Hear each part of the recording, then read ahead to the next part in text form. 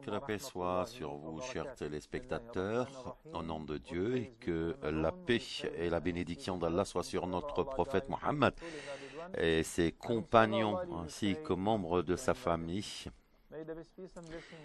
Et nous souhaitons également que Dieu nous oriente vers le bon chemin. Je vous souhaite la bienvenue, chers téléspectateurs, dans cette nouvelle partie de votre émission Fatawa. Donc, vous pouvez nous contacter par le téléphone suivant 00202 33 88.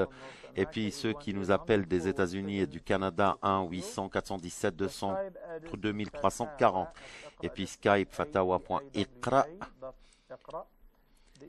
Et l'adresse mail fatawa@iqra.com.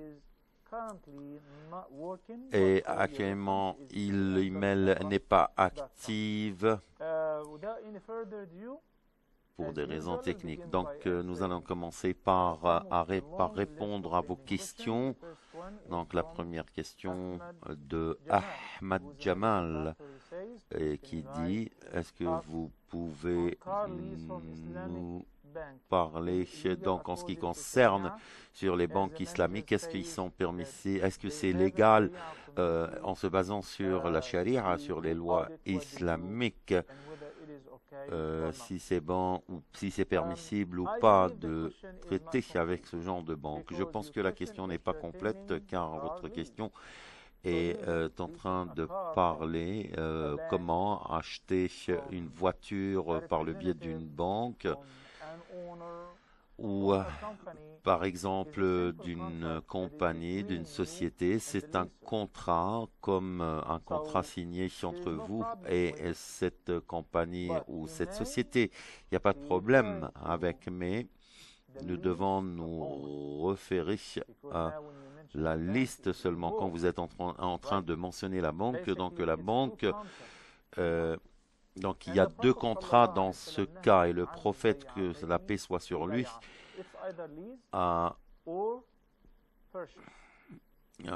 bien sûr, le prophète a souligné que c'est pas permissible, deux ventes ne sont pas permissibles, ou n'importe quelle transaction pour acheter quelque chose, mais ceci doit être comme des biens où il faut les acheter directement.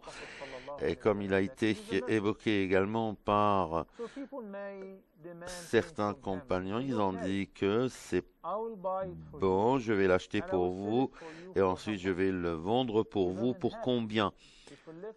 Donc, comment essayer de collecter cet argent et pour essayer d'acheter ces commodités, ensuite les revendre. Donc, il a posé la question au prophète dans ce genre de transaction. Donc, il ne faut pas vendre ce que tu n'as pas. Et comme vous le savez, ceci a créé beaucoup de conflits, surtout chez certaines personnes et ceux qui sont en train d'acheter leurs biens par l'utilisation d'Internet, mais ils ne savent pas en réalité qu'ils sont en train d'acheter, d'utiliser l'usure, mais ils sont en train de collecter votre argent en liquide et ils sont également en train d'utiliser votre argent pour 15 jours, 10 jours. Donc ce que nous appelons, c'est le gharar. Gharar, c'est comme une sorte de déception. Et le prophète, que la paix soit sur lui, il n'a pas permis al-gharar pendant les transactions. Il a dit que ceux qui sont en train de tromper les autres ou ne sont pas parmi nous, et comment essayer de vérifier tous ces biens et comment les acheter. Donc il faut voir l'origine de ces biens aussi. Donc il faudrait voir le prix. Le prix n'est pas le problème, mais ce qui est le problème en réalité, si ces biens vont essayer de vous charger sur ces biens, combien ils vont vous charger sur ces biens. Donc est-ce qu'il y a également d'intérêt dans cette marchandise ou dans ces transactions? Donc le vendeur, peut-être qu'il essaye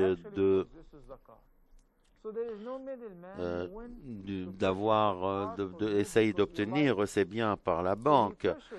Donc, il les achète dans ce cas, et dans ce cas, je pense qu'il les a achetés d'une banque comme celui-ci qui traite avec les voitures, qui vend les voitures. Vous lui dites, je vais vous la payer, cette voiture, avec du liquide, mais où il y a des intérêts et la banque a des donc, ce n'est pas du pouvoir de la banque, des fois, de prendre cette voiture ou de la revendre également à ses clients. Et certains disent que nous n'allons pas vous charger des intérêts. Et ceci n'a pas été mentionné. Quand il s'agit de ces intérêts, je suis en train de vous faire vendre ces voitures pour 15 000, 20 000.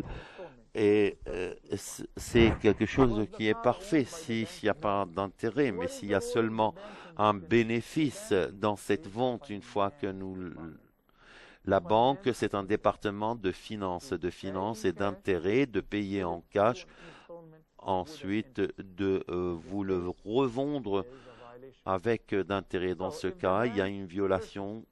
Et si la banque vend ou achète un nombre, donc beaucoup de voitures, et ceci n'est pas mentionné dans l'usure, l'intérêt n'a pas été mentionné dans cette opération de vente, mais s'il les achète en cash, si vous l'achetez en cash, en liquide, donc c'est permis, et la banque en général ne fait pas cela, sauf quand elle veut le financer quelque chose pour faire un profit. Mais le problème avec les deux contrats, ou les deux contrats qui sont ceux qui veulent avoir une propriété ou ceux qui veulent ou de revendre ce qu'ils ont acheté. Je pense que ce message était clair et je souhaite que ce message soit clair.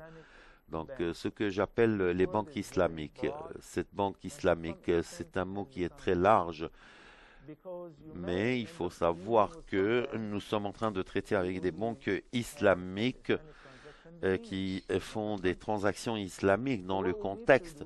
Et ce que nous avons besoin de faire, et je demande une application, de prendre cette application et de la lire bien.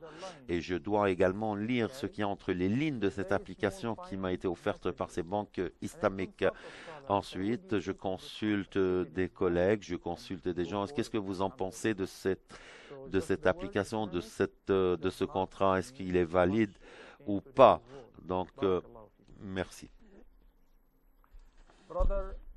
Notre frère Obay Abou Bakr, il dit dans sa question, donc, en ce qui concerne le Dabiha Slaughtered, ou sur le chapitre numéro 6, quand il parle de Dabiha, ou et également le verset 1, 2, 1, le 121, donc vous ne devez pas manger quelque chose où vous n'avez pas prononcé le nom de Dieu, surtout quand il s'agit du sacrifice ou de la bête immolée. Donc,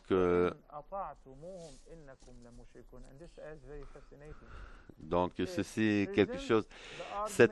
Il présente les arguments comment quand nous parlons du sacrifice, quand Dieu a demandé aux musulmans de sacrifier les animaux au nom de Dieu afin de permettre aux musulmans de les consommer. Et donc nous savons très bien ce qui est permissible, ce qui n'est pas permissible aussi, et que Dieu nous a pas permis de manger, par exemple, les animaux qui sont morts, ou de sacrifier des animaux morts, donc le processus de l'immolation de la bête. Donc cet animal, nous l'appelons un animal mort, donc il n'est pas consommé. Donc comment nous voir le sacrifice ou le processus de sacrifice? Ce n'est pas tuer, donc tuer, car par exemple en tirant ou l'électrocuter, tiré sur cet allégorgé, par exemple, aussi.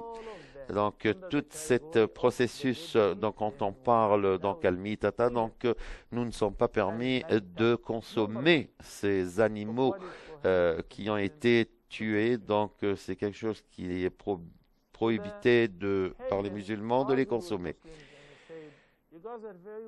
Donc, ils ont dit que vous êtes étranges, car cet argument actuellement, qu'il a mentionné dans le verset, dans le chapitre 6 de le verset 121, comment, donc, c'est quelque chose qui leur a été donné par le Satan quand il s'agit de consommer des animaux qui ont été tués. Donc, comment vous pouvez manger sur que la viande d'un animal qui a été tué par vous? Donc, ou ce qui est mieux. Donc, alors quelle est la différence avec cet animal qui a été tué par Dieu? Donc, les Satans vous essayent de créer cette polémique, et si vous les obéissez, donc c'est un avertissement. Il ne faut pas obéir aux Satans, et surtout les non-musulmans. Dieu nous a créé cet animal pour nous. Donc, il y a le processus de la consommation de cet animal, ce qui est permis, ce qui n'est pas permis. Si un animal meurt naturellement, nous pouvons l'appeler Maïta. Et si quelqu'un tue cet animal, nous l'appelons Maïta aussi. Et si quelqu'un immole la bête, par la coupure de ses veines, et avant de l'immoler, il a dit au nom de Dieu. Donc, s'il est musulman ou un chrétien ou n'importe quelle religion, n'importe quelle autre religion, une personne de n'importe quelle autre religion, donc nous sommes permis de consommer de cet animal.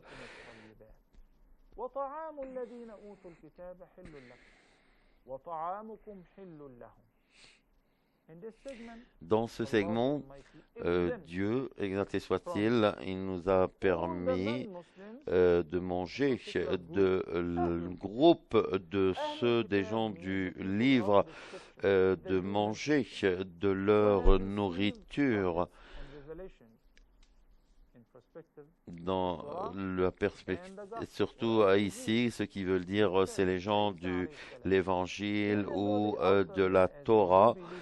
Donc, Dieu exempte ces deux catégories de tous les non-musulmans. Il a dit, s'ils ont immolé leurs animaux, ce qui est permis pour nous de consommer, s'ils l'ont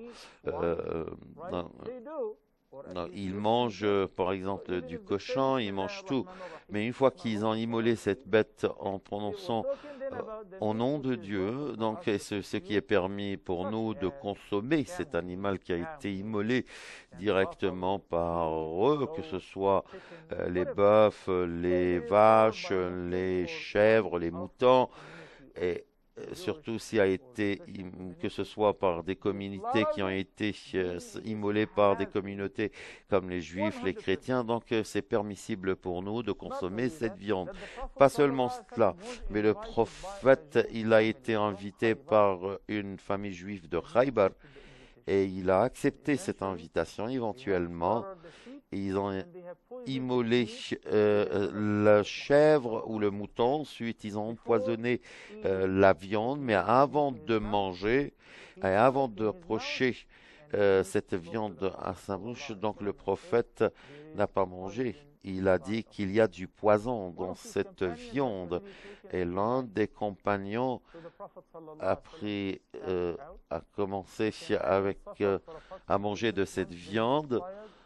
Ensuite, en raison de l'effet du poison, le prophète, pendant sa mort, il a dit que j'étais en train de souffrir de ce poison qui a été introduit dans la viande de ce mouton. Et le prophète a été invité à une fête, à un dîner par les Juifs. Et donc, il y avait de la viande dans cette fête. Des Juifs, des chrétiens sont des non-musulmans. Et Dieu, il a classifié comme les non-musulmans dans le Coran. Même, mais un Dieu, il a dit que si il vous offre une nourriture ou de la viande ou d'un animal qui a été immolé par eux de la même manière que font les musulmans, donc c'est permis pour nous de les consommer. Dieu, exalté soit-il, nous a ordonné de manger de ce qui est permissible et d'éviter tout ce qui n'est pas permissible. Une communauté qui est connue comme qui sont des chrétiens ou des juifs, et ils ont immolé leurs animaux, donc c'est permis pour nous de les consommer. Et s'ils ne les ont pas, il y a également de la chance qu'ils sont des athées, des bouddhistes, des gens qui ne sont pas en train de pratiquer leur religion. Donc nous devons être suspicieux de ce qu'ils peuvent nous offrir. Et si la politique de cette immolation,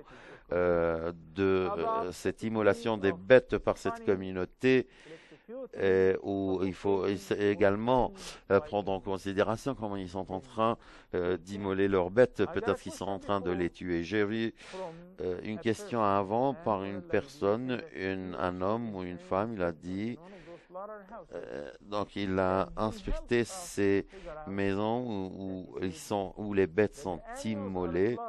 Ils ont dit, donc il a dit que ces animaux sont immolés, mais initialement ils commencent par les électrocuter.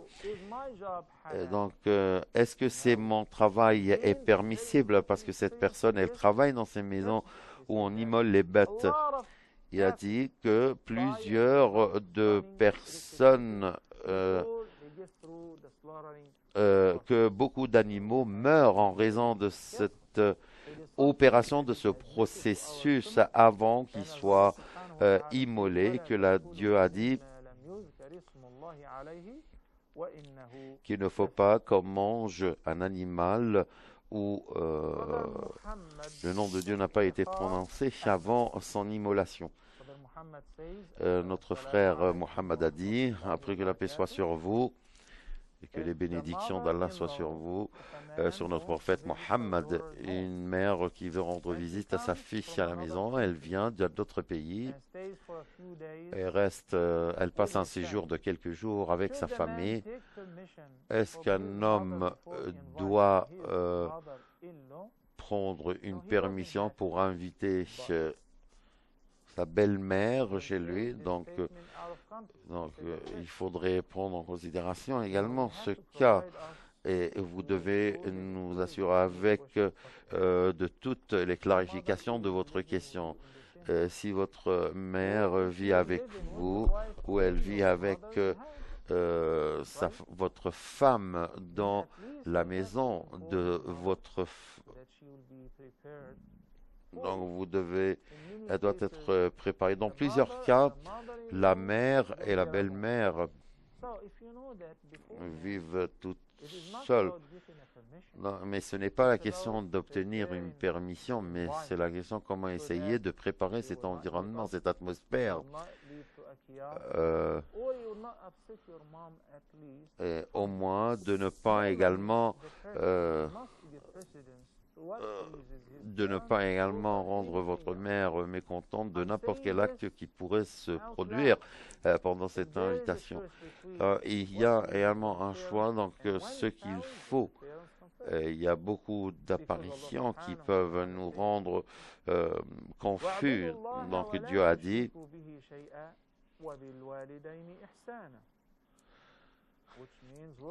ce qui veut dire qu'il faut adorer, qu'il faut prier Dieu et également adorer Dieu et ne pas l'associer. Et le prophète a été demandé qui a plus de droits.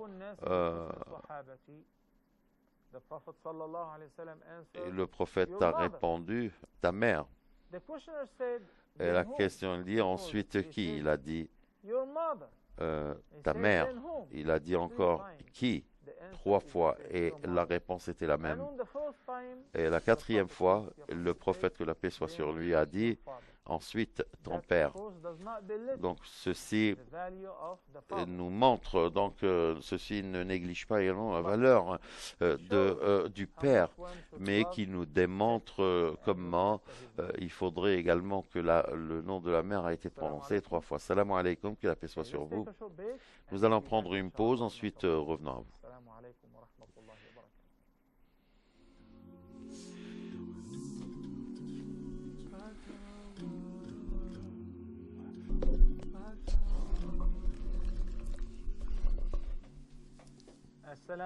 Que la paix et la bénédiction d'Allah soient sur vous, chers téléspectateurs, et bienvenue à nouveau. La question suivante nous provient de notre frère Mohamed Al-Tahar. La question est concernant une femme qui effectue le pèlerinage et a un enfant. Est-ce qu'il est obligatoire pour elle d'aller lapider les stèles ou est-ce que son mari peut le faire à sa place? Les stèles, les jamarat se réfèrent aux 3 stèles que les musulmans doivent lapider après le premier jour de l'Aïd, la grande stèle, la petite et la moyenne, et ils ramassent des cailloux, les pèlerins ramassent des cailloux et ensuite s'attellent à la tâche de lapider le reste des stèles. La question, est-ce un devoir de le faire? Nous avons entendu dire combien de personnes ont péri pendant l'accomplissement de ce rituel. Donc, de nos jours, vous pouvez savoir, comme vous pouvez le voir, il y a des ponts qui ont été construits qui sont suffisants pour contenir des millions de personnes, et les directions et les voies ont été très bien organisées afin de permettre aux gens de lapider les stèles et de rentrer et de revenir et permettre à d'autres de venir effectuer ce rituel. Donc c'est vraiment très facile d'accomplir un tel rituel. C'est devenu facile de nos jours grâce à cette bonne organisation qui a été faite. Il y a également des ascenseurs pour faciliter la tâche aux pèlerins. Durant le dernier pèlerinage, j'ai pu personnellement voir à quel point les choses ont été rendues faciles pour les pèlerins.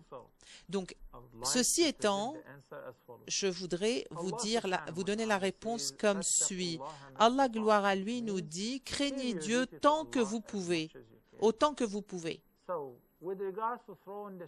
Concernant la lapidation des stèles, si quelqu'un est malade, que ce soit un homme ou une femme, et que cette personne trouve des difficultés à lapider les stèles, comme nous savons, beaucoup de personnes peuvent tomber malades, peuvent attraper une fièvre et ne peuvent pas quitter leur lit. Ils peuvent mandater quelqu'un pour effectuer le rituel de la lapidation à leur place. Si votre femme ne peut pas le faire parce qu'elle a la charge d'un enfant, elle ne peut pas laisser l'enfant seul, mais si elle peut le laisser avec quelqu'un et aller effectuer ce rituel, c'est bon. Sinon, son mari peut le faire à sa place. Lorsque vous jetez les 7 premiers cailloux, vous le faites pour vous d'abord et ensuite vous le faites pour elle, pour votre femme. Donc vous jetez les 7 cailloux pour vous et ensuite pour elle, à chaque fois que vous allez lapider les stèles. Si quelqu'un le fait à la place de quelqu'un d'autre, parce qu'elle estime que cette personne est incapable et elle rentre elle retourne au camp et lui dit « Louange à Allah, je l'ai fait à votre place. Je l'ai fait à votre place sans la demande de cette personne. Ce n'est pas valide. La personne doit vraiment mandater quelqu'un et en faire la demande officielle à quelqu'un pour effectuer ce rituel à sa place. Et qu'Allah vous récompense. Notre sœur Zainab nous dit dans sa question, quel est le temps est-ce qu'il y a une évidence de la Sunna ou du Coran pour porter le voile islamique? Beaucoup pensent qu'il n'est pas obligatoire avant un certain âge.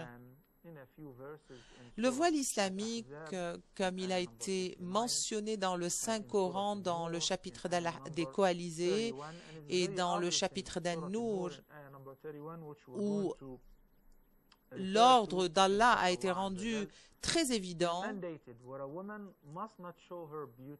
la femme ne doit pas révéler sa beauté devant une personne avec laquelle elle n'a aucun lien familial. Et les maharim ont été indiqués dans le chapitre d'An-Nisa et dans le verset 31 du chapitre de Nour. Qu'en est-il des enfants, les garçons? À quel âge exactement la femme doit-elle se couvrir la tête? Le prophète, que la paix soit sur lui, nous dit: il est permis pour la femme de révéler sa beauté devant 3 personnes. Le garçon ou l'enfant jusqu'à ce qu'il atteigne l'âge de puberté.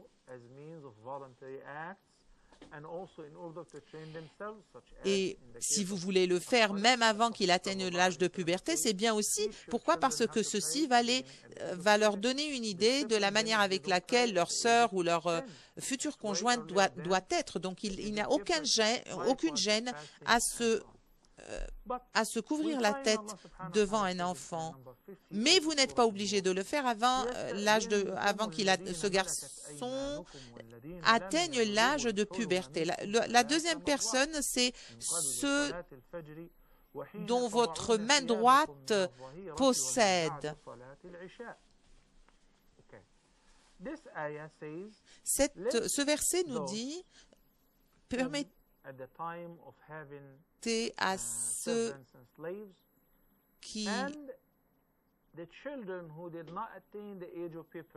ont des esclaves ou les enfants qui n'ont pas atteint l'âge de puberté, il n'y a aucune gêne à révéler votre beauté devant elles ou de rester avec la tête découverte devant ces personnes.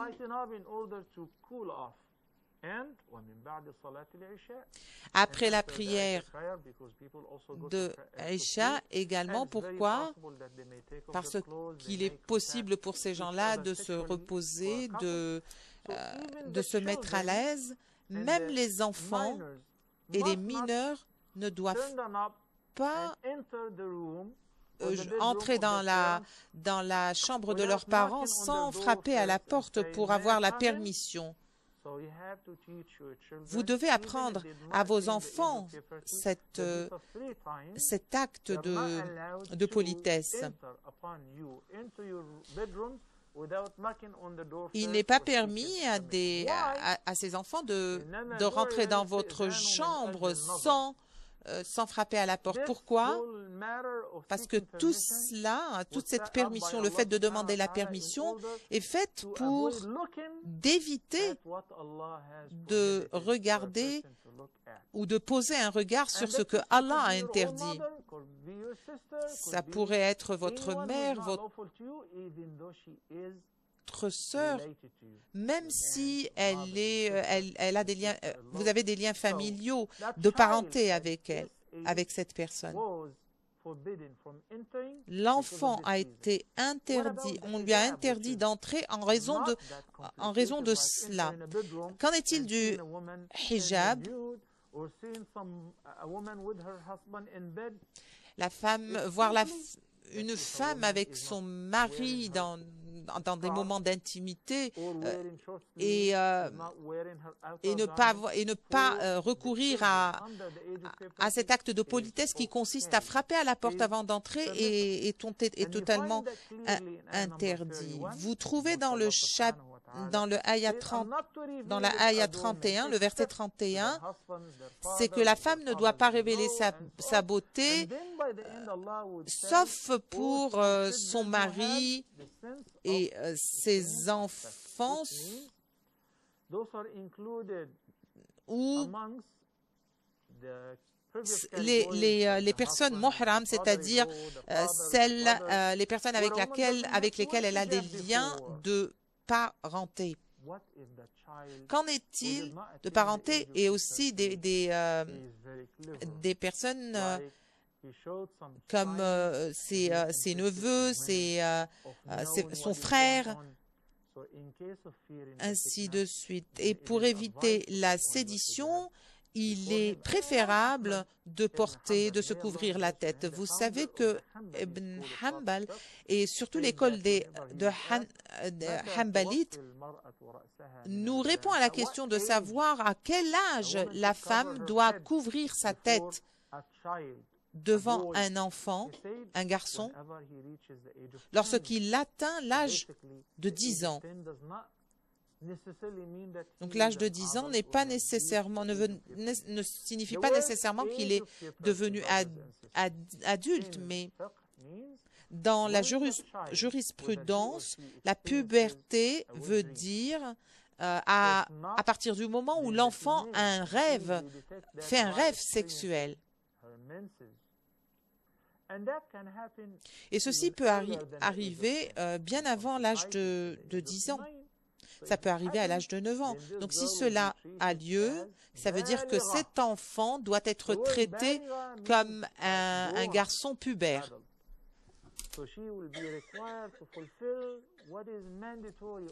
Et cette personne doit remplir ses obligations religieuses.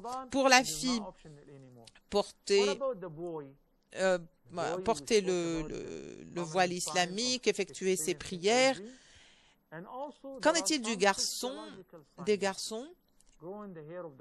Eh bien, il faudrait aussi lui demander de remplir ses obligations religieuses. Mais si ces signes n'apparaissent pas à cet âge, à l'âge de 10 ans, donc l'âge convenable, l'âge durant lequel nous pouvons considérer que le garçon est devenu pubère, c'est l'âge de 15 ans. Pourquoi est-ce que j'ai voulu discuter de ces signes avec vous? Parce que ces signes sont déterminants et peuvent nous éclairer sur le fait que ce garçon ou cette fille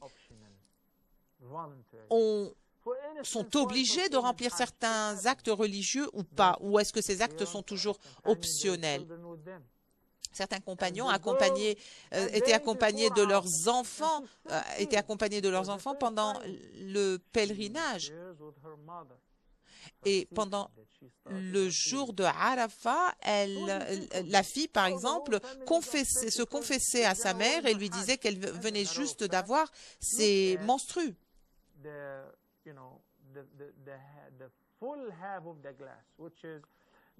Il faut vraiment voir la partie remplie du verre. Le pèlerinage devient alors le pèlerinage un pèlerinage obligatoire. Pourquoi? Parce que juste avant le jour de Arafat, cette fille a eu ses menstrues. Donc, c'est devenu le pèlerinage de l'islam, c'est-à-dire le pèlerinage obligatoire. Tout ce qui provient avant ou tout ce qui arrive avant l'âge de puberté est totalement volontaire ou totalement optionnel. Nous avons notre sœur qui se pose plusieurs questions. Masha'Allah. La première question, la plupart du temps, je fais des invocations pendant mes prosternations. Est-ce que ceci est permissible ou pas? Il faudrait mentionner quel chapitre, quel verset. Je pense que c'est le chapitre de prologue d'Al-Fatiha. Parce que dans ce chapitre, nous avons le verset Ihdina sirat al-mustaqim, c'est-à-dire qui veut dire aussi mets-nous sur la bonne voie. Et également le verset qui nous dit nous n'adorons que toi et nous cherchons refuge en toi. Je pense que c'est ce qu'elle veut dire par sa question. Donc, durant sa prosternation, elle récite ces deux versets en tant qu'invocation. Le prophète, que la paix et la bénédiction d'Allah soit sur lui, nous a interdit de réciter les versets pendant la prosternation. Je répondrai à la question après avoir pris cet appel. Notre frère du Royaume-Uni, ma question est la suivante. Je voudrais savoir si par exemple, ma sœur voudrait aller à l'aéroport ou voudrait... Est-ce que je dois l'accompagner? Elle ne porte pas le voile islamique. Et je lui ai dit de ne pas aller sans le porter, sans se couvrir la tête. Je pense que c'est un point très valable, très valide. Qu'est-ce qu'elle vous a dit? Parce que je sens que je suis embarrassée en quelque sorte. Je pense que je suis un peu jaloux, si vous voyez ce que je veux dire. Qu'est-ce qu'elle vous dit? Qu'est-ce qu'elle vous dit?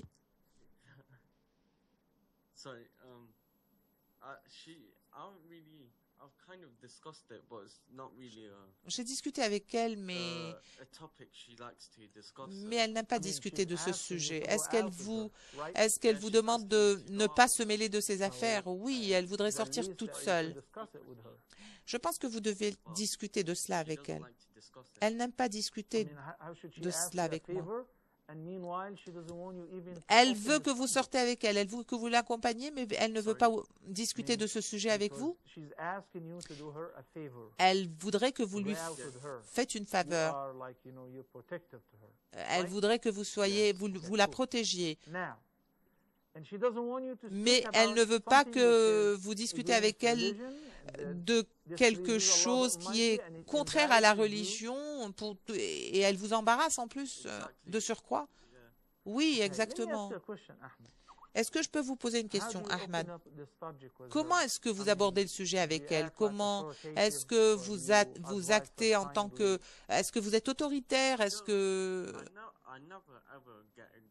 Non, je ne suis jamais agressive avec elle. Jamais agressif avec elle. Je discute avec elle avec gentillesse, avec bonté. Elle est plus âgée que moi, de 3 ans. Comment vous la conseillez?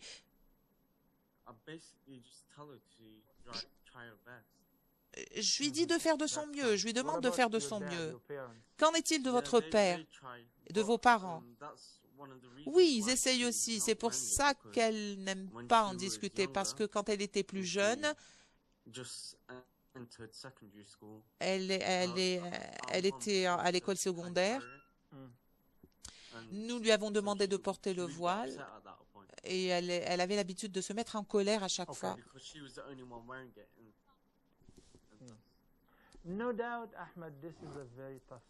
Oui, sans doute, c'est une situation difficile pour vous. Pourquoi? Parce que pour un homme qui sent qu'il doit protéger sa sœur, prendre soin d'elle, la laisser sortir toute seule comme ça, c'est un peu difficile. Pourquoi? Parce que elle pourrait s'entêter davantage et voudrait davantage de liberté. En même temps, vous avez honte, vous êtes embarrassé de marcher avec elle ou de sortir avec elle, de lui servir de protection, mais en même temps, avoir des amis musulmans qui vont se demander pourquoi est-ce que votre sœur ne porte pas le voile islamique. Donc, c'est une situation embarrassante pour vous. Essayez de voir ou de traiter avec la question avec sagesse et essayez de créer un équilibre et une balance entre votre embarras et entre le conseil que vous devez lui fournir.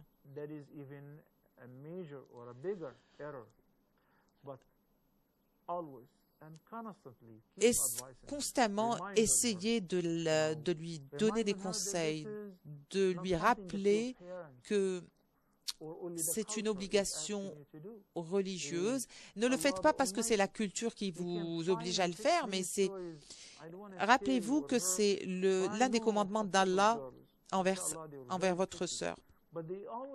Il y a des filles qui veulent avoir une beauté inouïe et voudraient jouir de leur beauté. Pourquoi est-ce qu'elles ne voudraient pas se couvrir la tête?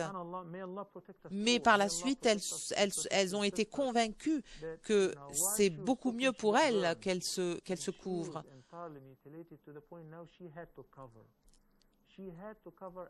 Malheureusement, il y a des filles qui arrivent, qui parfois sont obligées de se couvrir parce qu'elles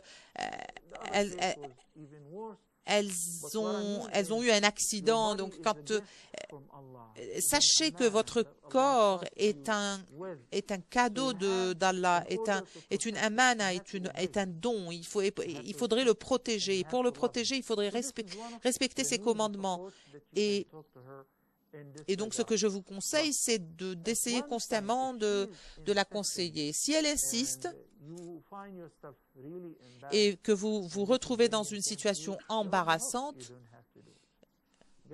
bien, ne le faites pas. Prenons une pause et nous serons de retour juste après.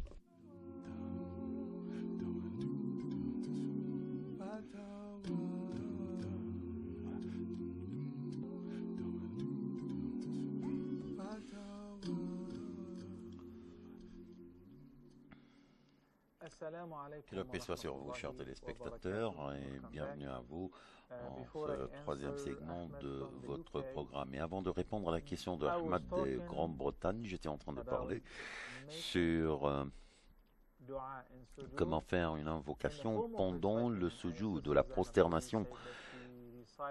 Et ils disent des fois, surtout après la prière ou donc pendant le sujoud, donc il nous a encouragé pendant le sujoud de faire des invocations, et pendant la prosternation il faudrait multiplier les invocations, essayer d'augmenter les invocations et de les multiplier pendant cette prosternation. La question, il a dit, pendant que vous êtes pendant cette prosternation, il faudrait, comme je l'ai dit, il faudrait augmenter ou multiplier les invocations. Donc, quelle est votre intention? Est-ce que vous êtes en train de réciter le Coran ou vous êtes en train de faire des invocations? Dans ce cas, c'est valide. Comme si j'étais en train de dire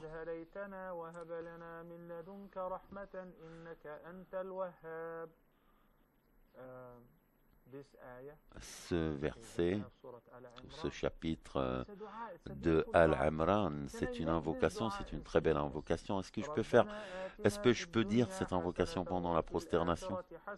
Oui.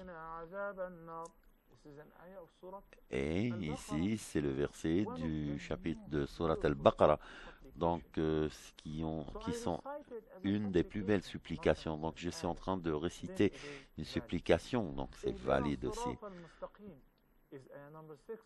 Donc du verset de Al-Fatiha, du chapitre Al-Fatiha.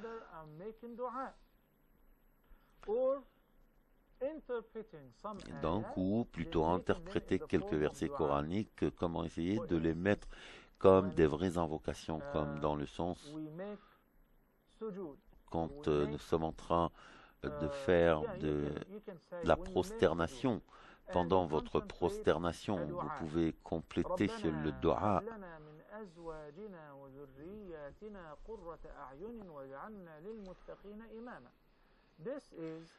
Ici, c'est un verset de la fin du chapitre d'Al-Furqan. Donc, Dieu est en train de décrire les croyants, les créatures de Dieu.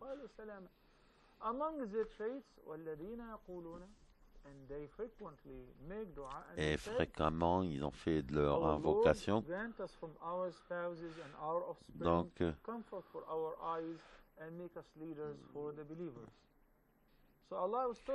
Donc Dieu est en train de parler de ces gens-là qui sont en train de faire des invocations et d'invoquer Dieu afin qu'il leur donne beaucoup d'enfants. Oh Dieu, il faut essayer de garder mon corps ferme pour ta religion.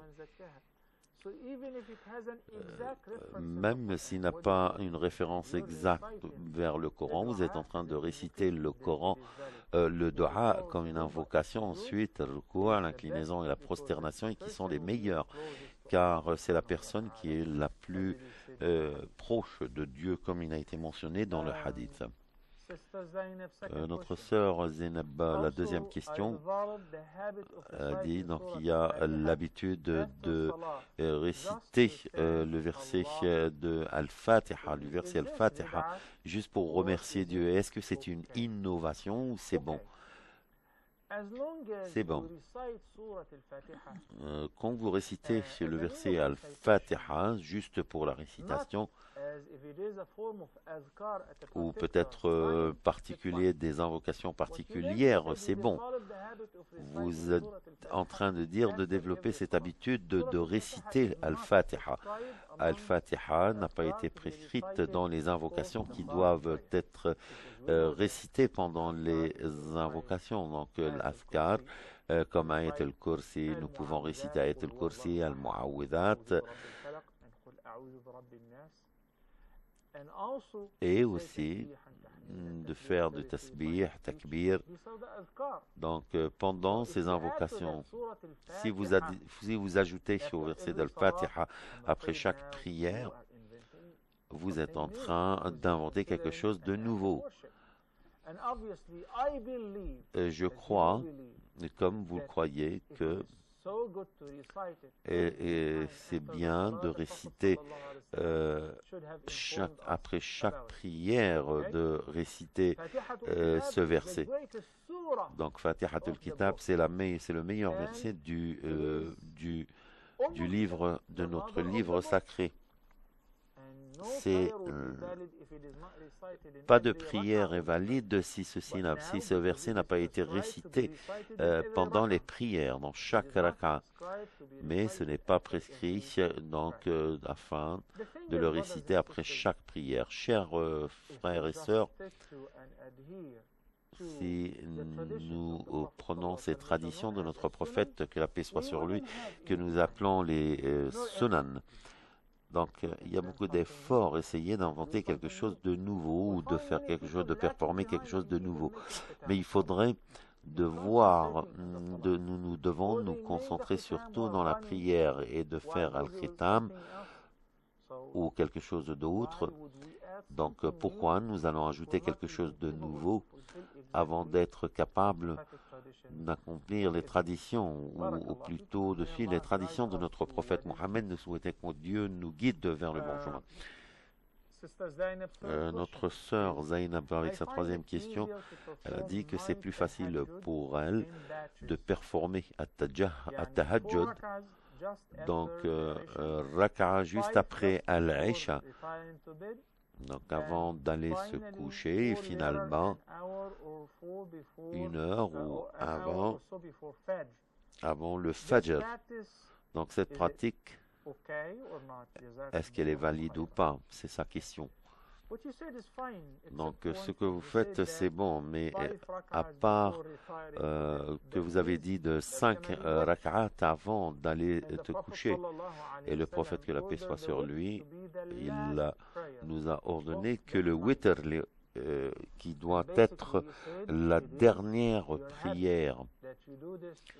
Donc vous avez dit que c'est une habitude de faire ça là. Vous êtes en train de performer la prière de witr, votre dernière prière. Vous êtes comme si vous étiez en train de la répéter. Donc avant le fajr, vous devez essayer de performer la dernière prière avant le fajr, c'est al-witr. Donc vous devez arrêter performer at-tahajjud, mais pour le witr, doit être la dernière prière, pas au milieu. Sauf si une personne qui a peur de ne pas se réveiller pour performer sa prière. Donc, ensuite, il voulait prier avant le fajr, donc il peut le prier. Donc, ceci a été par chance pour lui. Notre frère Ahmad Ali, dans sa question, il dit: quel est le bon moyen de réciter at-tashahhud? At-tashahhud, c'est, avant de dire at-tahiyyat, et de commencer par at-tahiyyat. Donc, certains disent que la paix soit sur vous, ô prophète messager de Dieu. Oui, c'est narré par Abdullah ibn Mas'ud, que Dieu soit satisfait de lui, qu'après le prophète, que la paix soit sur lui, après la mort du prophète, il a dit Assalamu alayk ayyuhan nabi. Donc, quelle est la différence avec Assalamu alayk ayyuhan nabi? Abdullah ibn Abbas, que Dieu soit satisfait de lui, nous a appris at-tashahhud, comme il avait l'habitude de nous apprendre le verset du Coran. Il avait l'habitude de dire At-tahiyyat, al-mubarakat, as-salawat, at-tayyibat, assalamu alayka ayyuhan nabi. Donc c'est une autre version ici. C'est une autre version ici. Assalamu alayka ayyuhan nabi. Donc toutes ces options sont correctes. Donc Ahmad Ali est en train de poser la question Assalamu alayka ayyuhan nabi ou Assalamu ala nabi. Quelle est la différence? Donc alayka, c'est pour la deuxième personne. Quand je parle à une personne qui est là et avec lequel vous pouvez parler. Donc Assalamu alayka. Comme vous dites dans la prière, Iyyaka na'budu. Donc, le kaf pour la deuxième personne. Nous pouvons dire que ainsi, donc pendant que la prière, que le prophète, que la paix soit sur lui, était en vie, maintenant nous disons Assalamu alayka ayyuhan nabi. Donc il n'est plus là parmi nous. C'est leur opinion, mais c'est l'opinion de la grande majorité de compagnons et des fuqaha. Ils ont dit qui ne nous a pas parlé donc du coup de ce qui a été prononcé, aucune qui a été mentionnée, que le prophète avait l'habitude de dire Assalamu alayka ayyuhan nabi. Donc après le décès du messager de Dieu, du prophète, que la paix soit sur lui, Assalamu alayka ayyuhan nabi. Donc il faudrait toujours se rattacher à ce qui nous a appris le prophète, que la paix soit sur lui, qui nous a appris at-tashahhud et qui nous a appris le verset du chapitre des chapitres du Coran.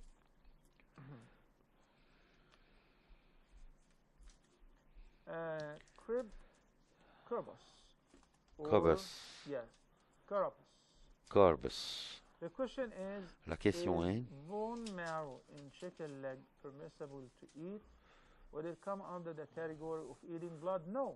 donc sur comment consommer une viande, que ce soit un poulet ou un animal qui a été immolé Comme j'ai expliqué dès le début du programme, donc vous pouvez le manger de temps en temps. Une fois qu'il a été cuit ou dans la soupe, ceci est permissible, est illicite. Et dans le verset, qui a dit masfouhan ou le cochon, donc le sang, ce qui montre le processus de cette immolation, après l'immolation de cette bête. Donc vous voyez comment il commence son sang, il commence à couler. Donc peut-être quelques sangs qui restent toujours dans les veines. Vous tenez l'animal par ses pieds et essayez de le sécher de tout son sang afin qu'il ne reste plus dans ses veines. Mais s'il y a toujours du sang dans cet animal, mais une fois qu'il a été cuit, donc vous pouvez le manger. Donc c'est du sang masfouhan, comme ils ont prononcé. Donc Aïcha, des fois elle voyait du sang à la surface de la soupe ou quand ils sont en train de faire à manger ou de faire des plats. Notre frère Karim Yahya, donc il avait une question. Assalamu alaikum, que la paix soit sur vous. La question que j'ai écoutée, quand un bébé ou un enfant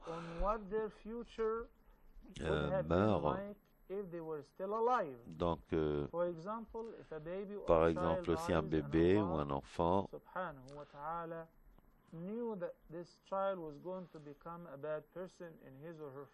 donc ça le sait, donc certains disent qu'ils savent que cet enfant deviendrait dans le futur peut-être un garçon très mauvais, donc c'est pour ça qu'il l'a choisi. Donc ce n'est pas vrai, je dis, le Dieu a dit dans son Coran,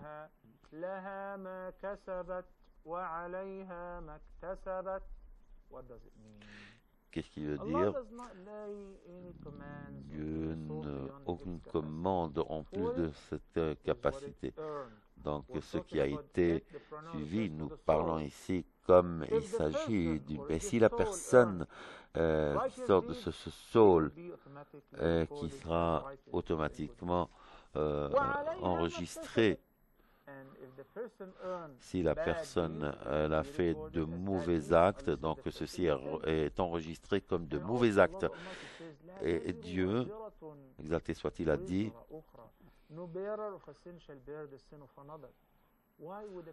donc pourquoi les personnes...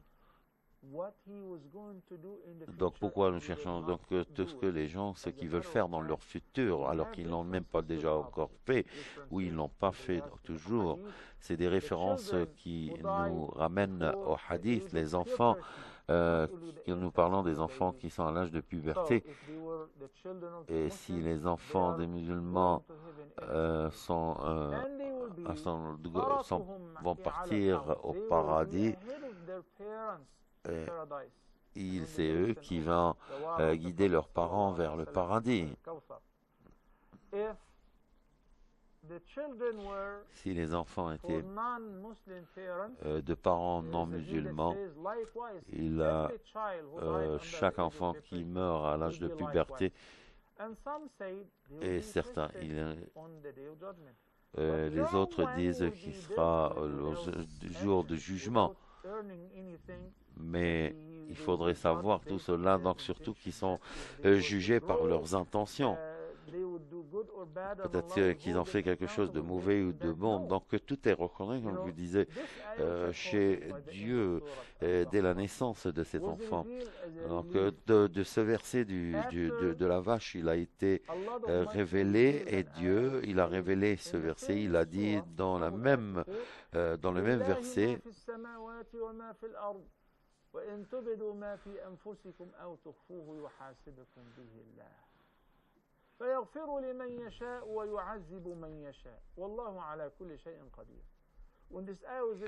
dans ce verset a été révélé que les compagnons étaient en train très confus.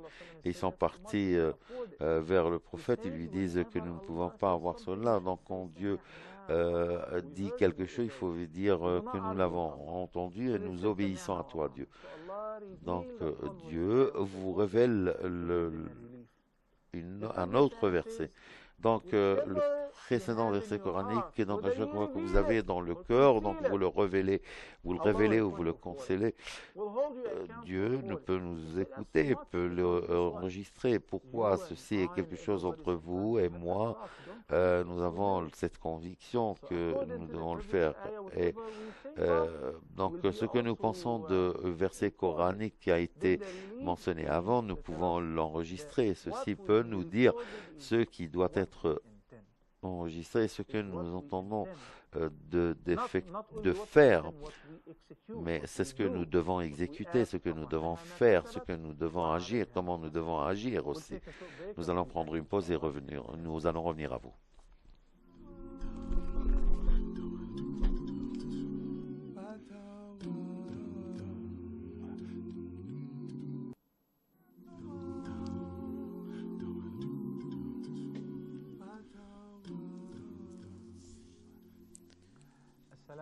Que la paix soit sur vous, chers téléspectateurs, et bienvenue à la dernière partie de cet épisode. Notre sœur d'Australie nous a envoyé une question, 4 questions en fait. Sa première question.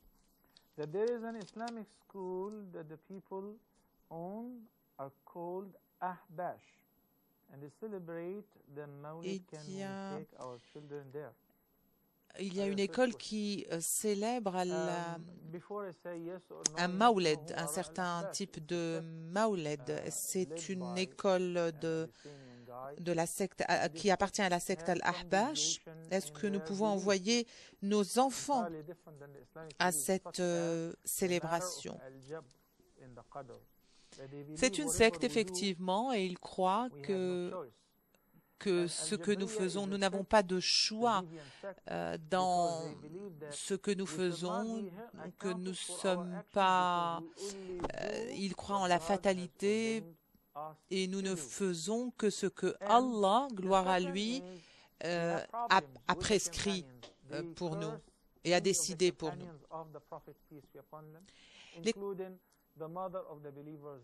Les compagnons du prophète, que la paix soit sur lui, y compris Aïcha, qu'Allah l'agrée, ont considéré qu'il y a une secte, que cette secte qui ne suit pas la sunna ne fait pas partie de la sunna. Donc, mon conseil, c'est de ne pas envoyer vos enfants à cette école pour joindre cette célébration. La deuxième question, c'est un enfant qui est très rude avec sa mère. Est-ce que ses sœurs peuvent prier derrière lui?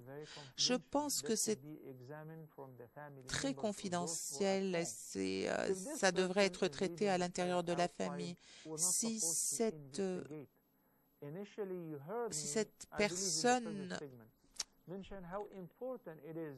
personne le fait intentionnellement, il est très important d'obéir. Je l'ai mentionné plusieurs fois dans mes épisodes, qu'il est très important d'obéir ses parents. Mais si la personne est mauvaise, mais n'est pas mécréant, et n'est pas ostentatoire dans sa mécréance, donc nous pouvons prier derrière cette personne. Al-Hajjaj ibn Youssef, par exemple, était un gouverneur nommé par les Omeyyades. C'était un boucher. Durant son règne, il a tué plusieurs personnes et plusieurs personnes ont péri sous son règne. Mais étant donné que c'était l'imam, les gens priaient derrière lui. Et bien sûr, si j'ai plusieurs massajids où je peux choisir mon imam, eh bien évidemment, je vais choisir le masjid où je me sentirai plus à l'aise et l'imam en qui j'ai le plus confiance.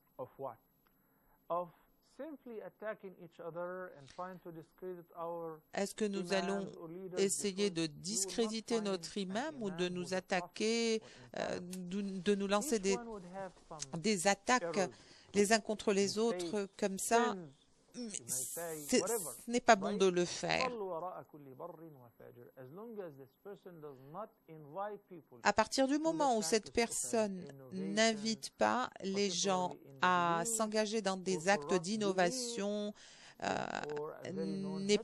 cette personne n'est pas perverse, eh bien, il est permis de prier derrière cet imam. Et que Dieu vous bénisse.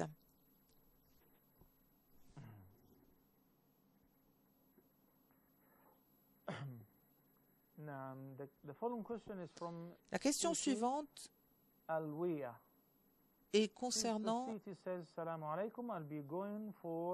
notre sœur Siti nous dit, je vais effectuer le petit pèlerinage pendant mars du 16 au 20 à Médine, ensuite à la Mecque jusqu'au 27 mars.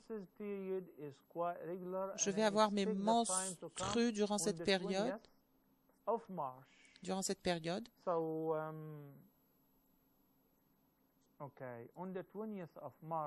Le 20 mars plus précisément, est-ce que je peux prendre des médicaments pour arrêter mes menstrues et effectuer mon petit pèlerinage tranquillement? Elle dit que du 16 au 20, elle sera à Médine et du 20 au 27 ou jusqu'à la fin de cette période, elle va être à la Mecque. Ses menstrues vont commencer le jour où elle arrivera à la Mecque. Oui, il est permis de prendre des contraceptifs, des pilules, si votre médecin vous le permet et que ceci ne va pas avoir des effets secondaires, ne pas aggraver votre situation. Donc, mon conseil à cette sœur qui se demande est-ce qu'il est permis de prendre ces pilules et ces contraceptifs, c'est qu'elle doit consulter le médecin.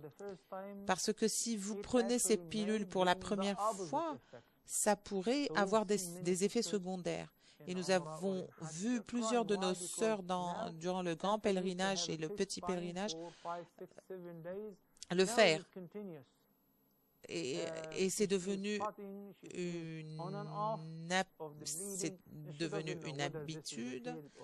Et donc, elle a parfois, elle saigne, elle ne sait pas si ceci est dû à ses menstrues ou quelque chose est survenu, quelque chose ayant trait à sa santé, à une dégradation de santé qui a causé ce saignement. Donc, il faut vraiment consulter le médecin avant de prendre ces pilules.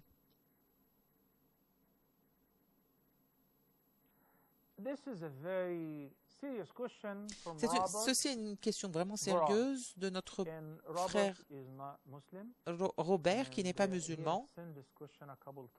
Il nous a envoyé cette question plusieurs fois. La question nous dit, cher docteur Mohammed, je voudrais vous poser une question concernant le sujet de l'homosexualité en islam et quel est le châtiment qui s'engage dans un acte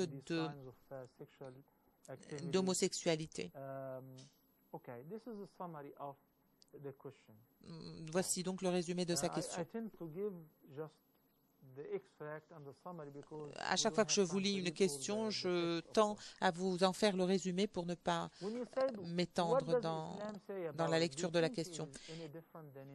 Est-ce que vous pensez que la position de l'islam est différente du christianisme ou du judaïsme concernant l'homosexualité? Allah, gloire à lui, nous a donné un seul moyen et a prescrit une seule manière d'avoir une relation avec son conjoint. Et c'est dans le cadre du mariage. Et sachant que tout acte qui se fait en dehors du mariage est considéré comme adultère, même avoir un copain ou avoir le concubinage est totalement interdit en islam. L'histoire de notre prophète Lut dans le Saint-Coran, son histoire est détaillée dans le Saint-Coran et qui se réfère à son peuple qui s'engageait dans des relations illicites. Vous savez que Allah Tout-Puissant les a punis en leur envoyant des anges et a détruit leur village avec des pierres qui ont été lancées du ciel. Donc voici ce qui se passe, ce qui leur est arrivé, et c'est mentionné dans le Saint-Coran. Donc il est complètement et catégoriquement interdit de s'engager dans des actes d'homosexualité. Idem pour l'adultère. Allah, gloire à lui, nous dit dans le chapitre de Rum,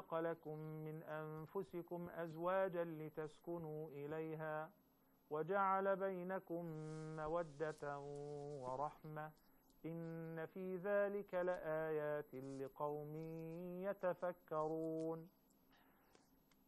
In this context, Allah was mentioning dans ce chapitre, Allah, gloire à lui, nous dit que parmi ses signes, et parmi ses faveurs, il nous a prescrit le mariage et il a créé des épouses de la même espèce. Pourquoi? Afin que vous puissiez retrouver le confort et la tranquillité les uns chez les autres, par le biais de la compassion, de la miséricorde.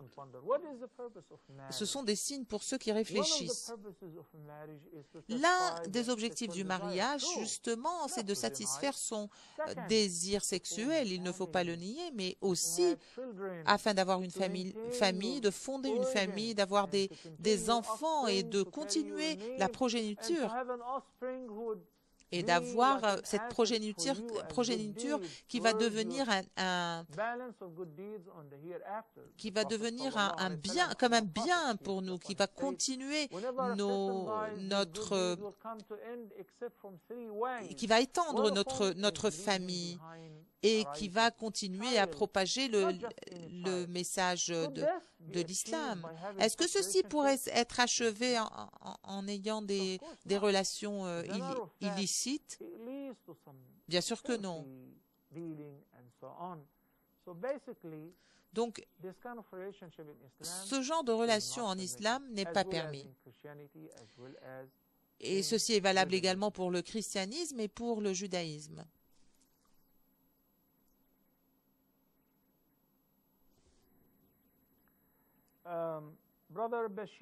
Notre frère Bachir Rafour nous dit dans sa question, pendant la cérémonie de mon mariage, mes parents ont pris des photos de ma femme et du reste des femmes qui étaient à la cérémonie du mariage. Je n'étais pas d'accord avec eux, mais ils ne m'ont pas écouté. Il y a également une vidéo du mariage. Est-ce que cela est licite ou illicite? C'est trop tard de poser la question parce que vous dites que votre femme a un album de photos et une vidéo. Est-ce que on voit sur cette vidéo ces photos uniquement votre femme? Bien sûr que non. Je suis sûr que il y a une personne qui a dû prendre cette photo et cette vidéo et ces photos vous ont été données et créées, enfin faites par un photographe. Donc il y a certainement des étrangers qui ont vu votre femme, mais ont vu les autres femmes également qui étaient à la cérémonie. Parfois, on se dit que c'est pas la fin du monde et ce sont des moments joyeux, on doit en profiter, on doit en jouir. Mais oui, effectivement, c'est des moments qui peuvent ne pas paraître si importants que ça en termes de photos et tout le reste, mais n'oubliez pas qu'il y a également une désobéissance de notre Créateur en s'engageant dans des actes, même qui peuvent nous paraître minimes ou pas si importants que cela. Allah nous a ordonné d'obéir nos parents, de les rendre heureux. Mais si les parents, ces parents que nous aimons et que nous chérissons tous, désobéissent les ordres d'Allah, gloire à lui, eh bien, vous devez leur dire non, tout simplement.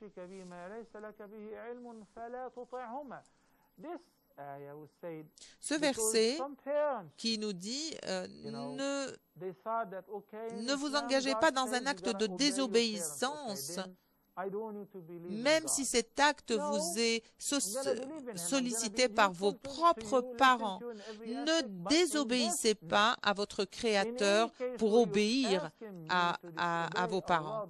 Dans la désobéissance du Créateur, il n'y a pas d'obéissance aux parents dans la désobéissance du Créateur.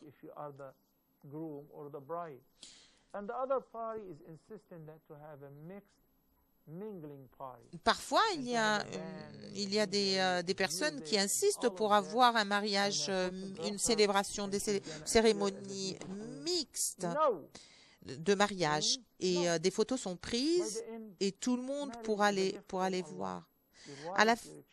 Il faut comprendre que le mariage est un cadeau d'Allah, gloire à lui. Afin que ce mariage soit béni, ne défiez pas Allah, gloire à lui, durant cette nuit bénie. Vous savez que lorsque la personne se marie, le prophète, que la paix soit sur lui, a dit une fois à son compagnon qui s'apprêtait à se marier, vous venez juste de remplir 50% de votre religion.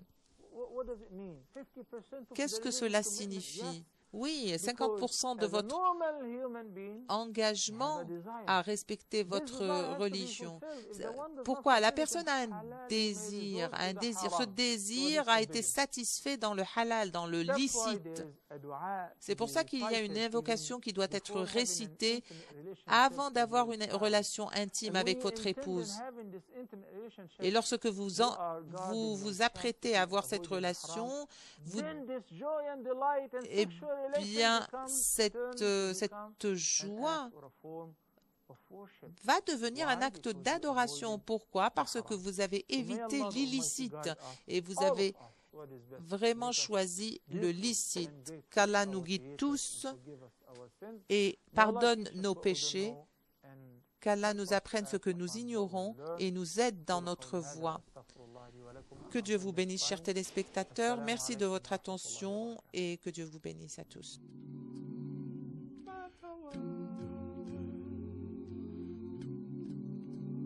Fatawa.